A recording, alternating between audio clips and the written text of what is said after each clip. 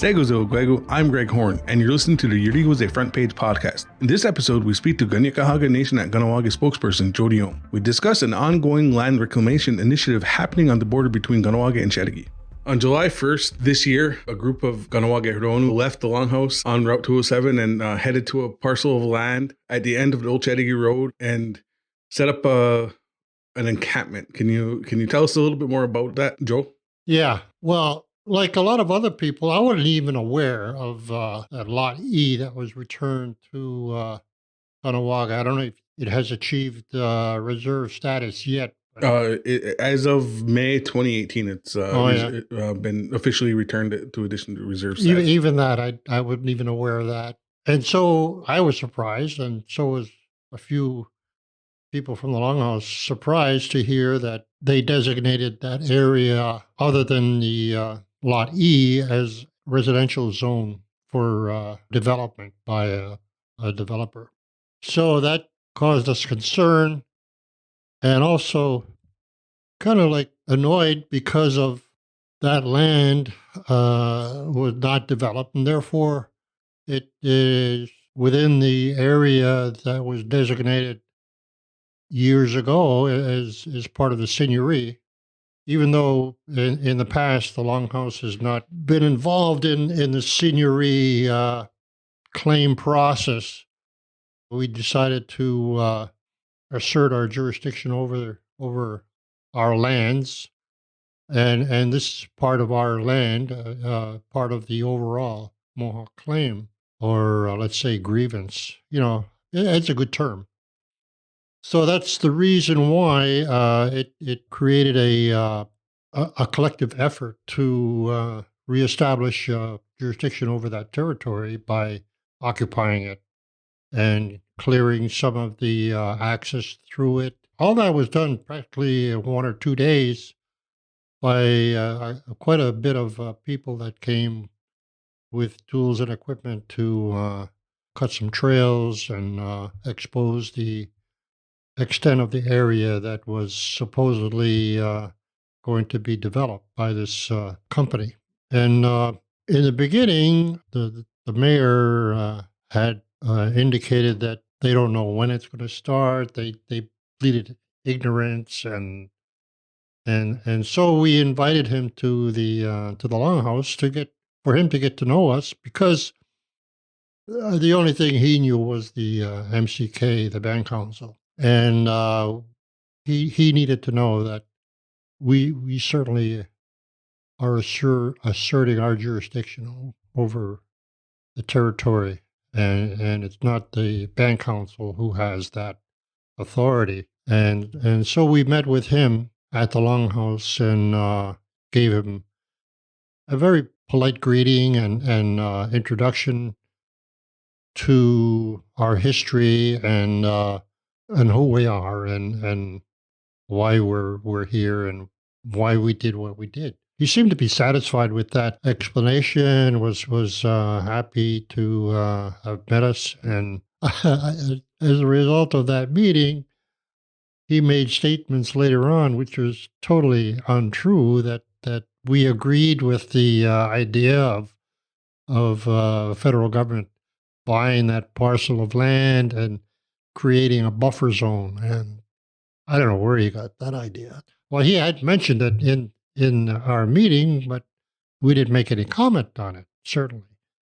And he just assumed that we agreed to whatever he said. So that caused a little consternation on our part because of his false statements. Since those false statements and the Longhouse's subsequent statement saying that it was never agreed upon, has there been any contact with the mayor's office?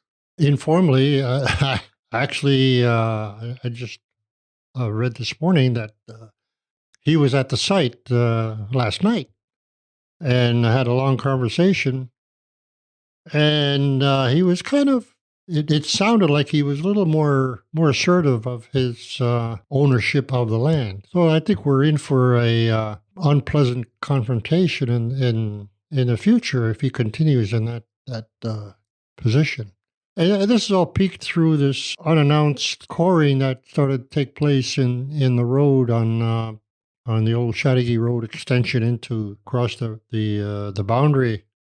They were stopped because there was no idea what they were doing, and so I was personally in contact with the assistant to the mayor, who was also at the meeting at the Longhouse, and we had a good, pleasant conversation. And he point of his calling me was to get an answer as to whether the final two cores can be taken. And I said, well, I can't tell you that because we have to have a meeting on that due to situations beyond our control. And then eventually we had a death in the Confederacy. One of our Confederacy chiefs passed away. So that delayed all meetings until after the 10-day feast. Oh, this was not passed on to the mayor's office. I think it was mentioned to the mayor last night.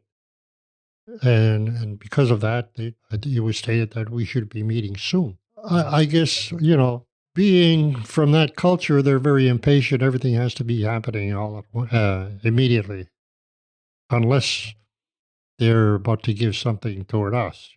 Yeah, for real. So it's a one-way street. It's been 6-7 weeks now that the people from the community have been on that site. How has it been? Has there been any discussions with Chateauguay residents maybe in the area? Who anybody being curious coming by to check it out? Oh yeah, we've had quite a few Chateauguay residents come over and offer their support. I can't say we've had many, if any, people that were against our position. But I think in the past week there has been some young men that unknown who made some incursions into our encampment there, and I don't know where they're coming from, but they were offering their opposition, I'm sure, to our occupation. How important is this occupation and this reclamation to the community?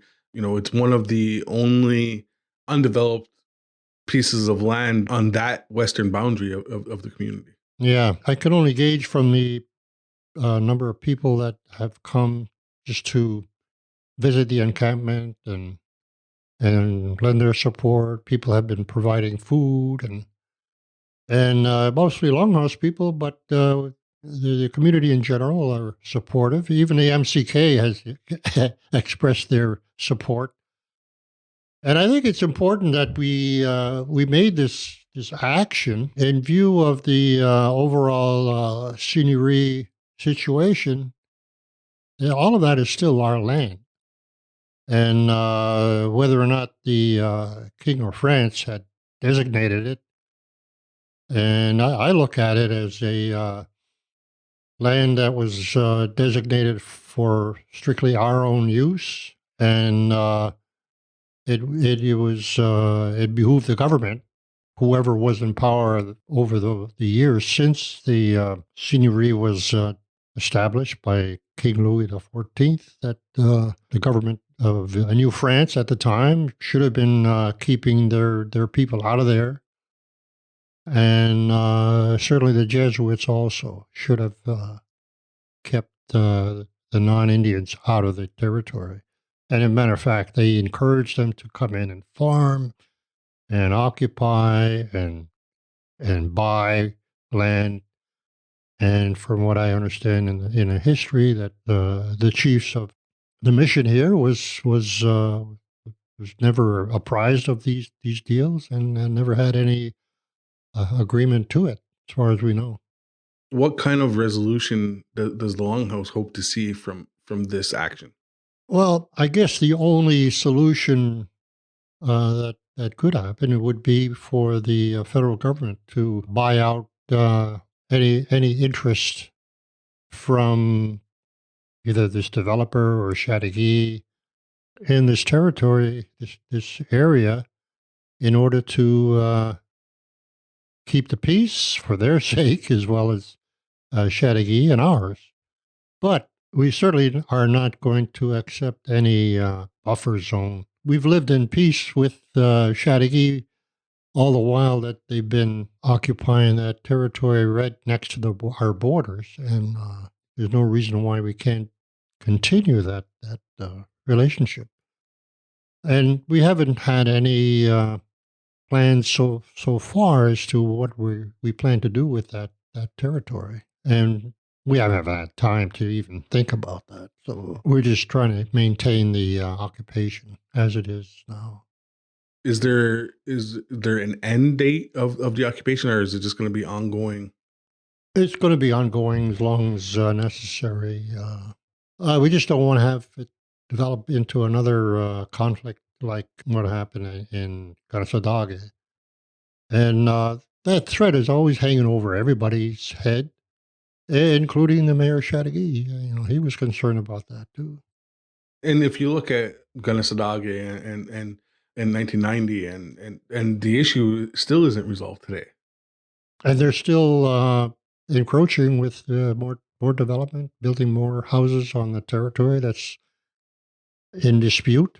And we don't want that to happen here as well. And that's one of the reasons why we made the move to occupy while the area was not being touched by the developer. The mayor had invited Iorì along with a couple other media outlets from Kahnawake and Chateauguay a couple of weeks ago for a little sit down discussion, and that's where he was saying about his idea for the buffer zone. He said that idea would be agreeable to him and the developer and his people, is how he put it. It seemed like to him that was the only solution, because he also had mentioned that should the government purchase the land and then return it to reserve status, he said that it would be something that he would fight against. It's not surprising.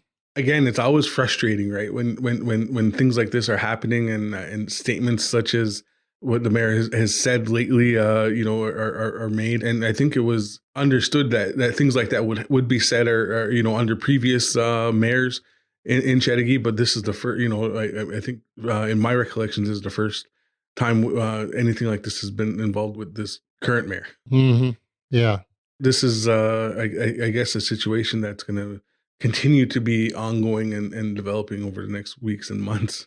Yeah, and he's been in contact with the band council for months, if not years, on this particular parcel of land, as far as development of it.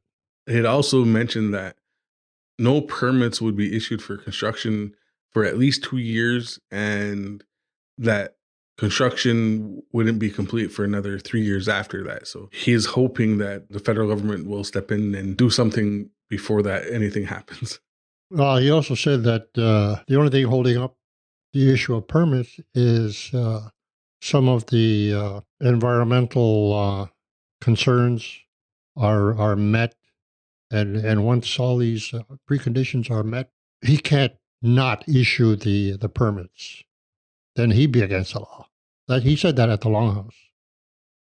So he's bound and determined to have that project go forward. Yeah, as a community, I think we're determined to make sure that it doesn't go forward. Yeah, definitely. Is there anything else you wanted to add?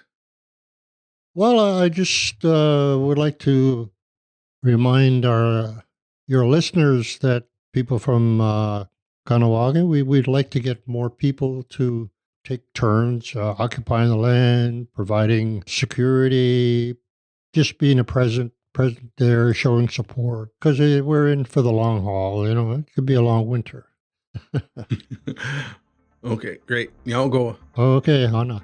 Nyao everyone for listening, and be sure to tune into our podcast channel to listen to Iorì wase profiles with Abigail Jacobs or Movement is Medicine with Mark Lalonde. Find us on Apple, Google, and all your major podcast platforms. Iorì wase would like to thank the Community Media Strategic Support Fund for supporting this initiative.